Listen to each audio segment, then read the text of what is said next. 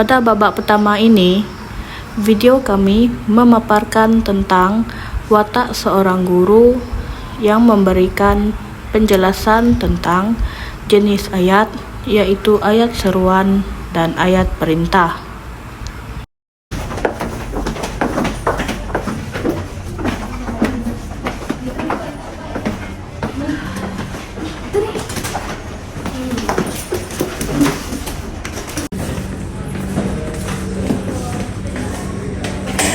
Selamat pagi semua. Selamat pagi cikgu. Boleh duduk? Terima kasih cikgu. Okey. Nama saya Cikgu Aina. Hari ini saya akan mengajar iaitu tata bahasa subjek tingkat ke-6. So semua hari ini dah makan ke? Sudah, cikgu. Okey. So hari ini saya akan mulakan mengajar tentang jenis-jenis ayat, iaitu terdapat 2 ayat.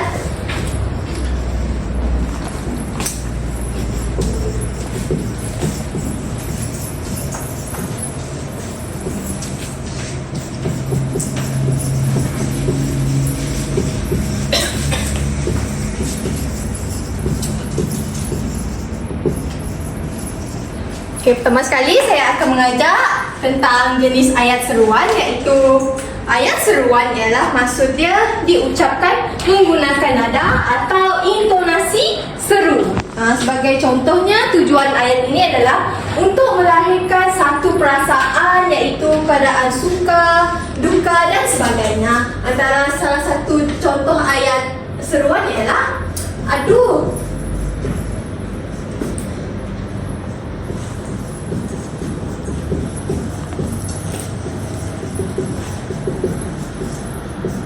Ini adalah salah satu contoh jenis ayat seruan, iaitu menggunakan tanda seru dan tanda koma. Ini adalah contoh ayatnya ialah aduh sakitnya gigiku. Maksudnya kita menerangkan perasaan sakit terhadap penggunaan ayat ini. Saya nak tanya satu soalan. Siapa boleh bagi tahu apa jenis selain ayat seruan ini? Saya cikgu. Okey. Salah satunya adalah aduh sakit kepala.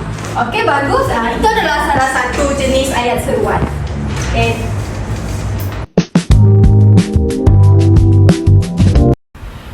Pada babak kedua pula, video kami memaparkan tentang watak guru, menerangkan tentang salah satu isi dan jenis ayat perintah, yaitu ayat suruhan dan ayat permintaan. Di dalam video ini juga memaparkan bahawa watak guru dapat mengenalikan kelas di mana menegur dan menasihati pelajar yang membuat bising di dalam kelas.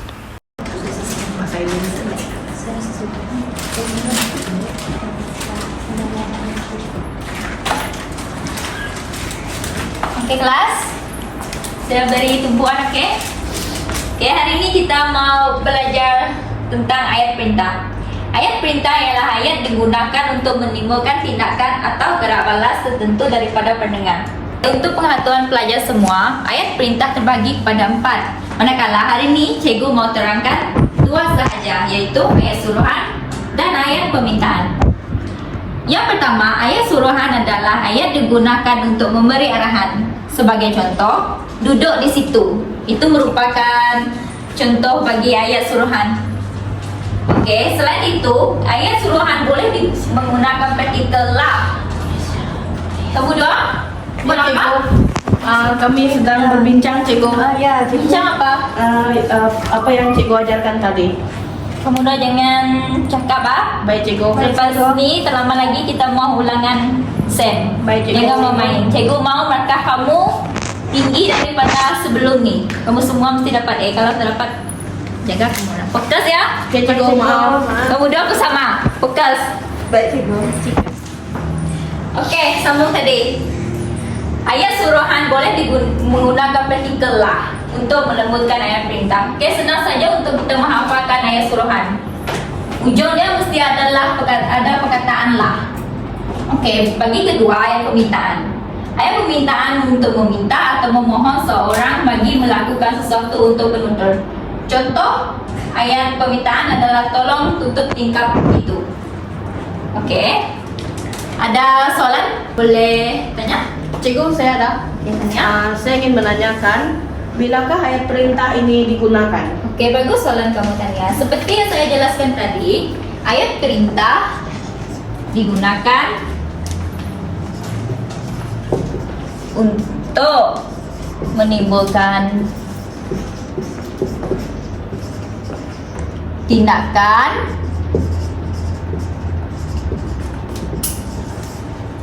atau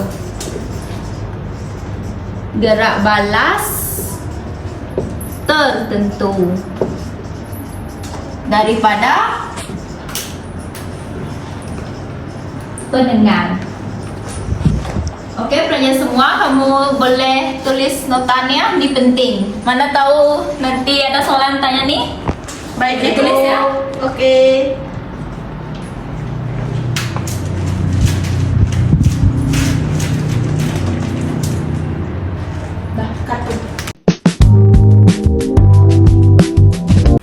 Pada babak ketiga, video kami memaparkan tentang watak guru memberikan penjelasan lanjut tentang ayat silaan dan ayat larangan.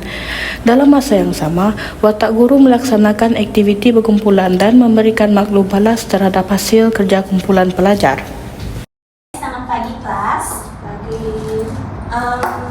Kemarin kamu ada belajar tentang ayat perintah kan? Cikgu boleh tanya si Kim sebab dia tidak hadir 2 hari ini. Oke, Betul.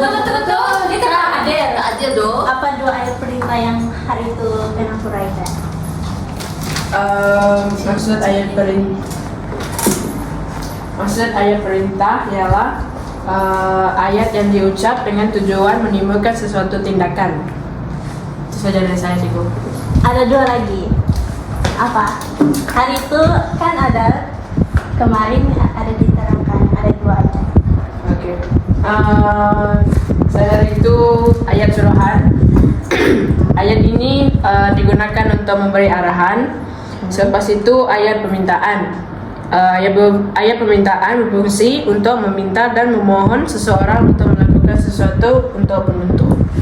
Terus Kim tadi boleh dijadikan sebagai contoh, tidak pergi sekolah pun tapi belajar.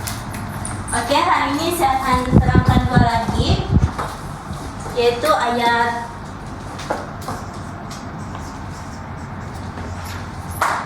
silaan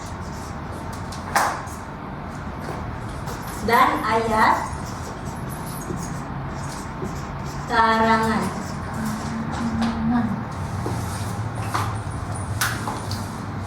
Ayat silaan ini digunakan kata silaan jemput sebelum kata kerja untuk tujuan menjemput dan mempersilakan seseorang. Sebagai contoh,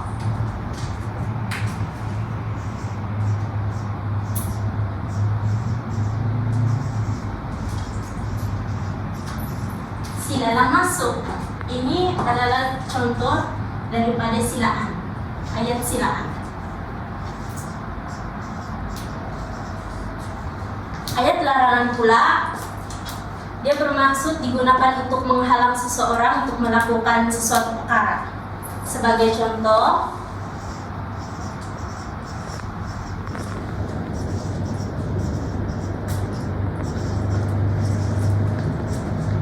jangan duduk di situ. Macam kamu, kalau kamu tahu itu perkara berbahaya, jadi kamu melarangkan dia melakukan itu perkara. Cikgu, saya ada soalan.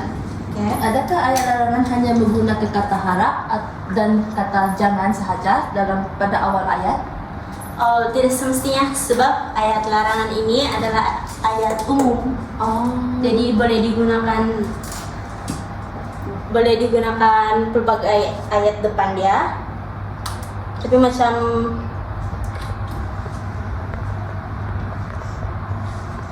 Mesti ada kata seru. ya. Oke, paham Cikgu. Paham. Oke, hari ini saya ada bagi tugasan untuk kamu. Kamu buat activity tapi secara kumpulan.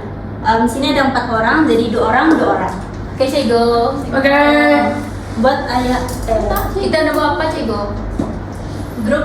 grup game. Buat ayat Silakan ada orang Cikgu. Kita orang larang. Aduh. Cikgu kak. Oke, ikut dari kamu punya keinginan. Kalau kamu rasa apa yang dicapai kamu terima? Oke, Cikgu. Terima aku Pak. Ya. Tes plan lah contohnya. Belum mesti ada Apa maksud tu? Lepas tu akan dia seru juga dekat belakang. Iya. So kita buat ayat satu ayat macam ni lah. Terus yang kamu Kita cadangkan. ambil ayat inilah. Boleh lah. Kita guna ayat ini. Kita ambil dua tu. Ya. Yang ini ya. Nanti kamu bentang ni lah. Oke. Ini kamu kena lakonkan ayat dia itu macam situasi sebenar. Oke, Cikgu. Oke, Cikgu. Hanya melakukan saja Pak Cikgu. Ya, suara sih. Dan cikgu 2 menit saja ya. Oke, Cikgu. Oke, sudah habis 2 menit. Siapa mau duluan? Belum saya. Oke, ini dulu.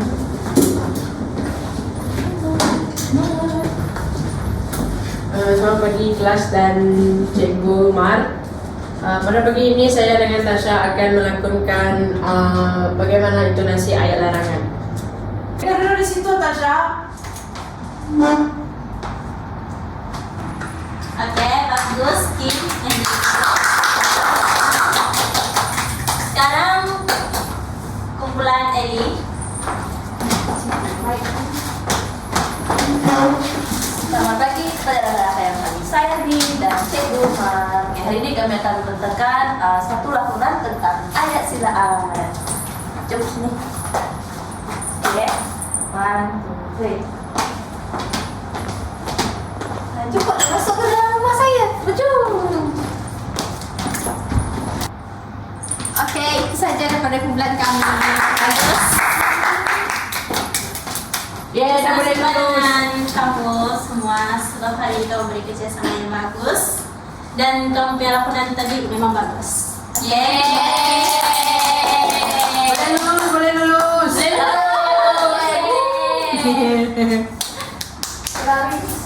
Terima kasih, Cikgu. Sama-sama.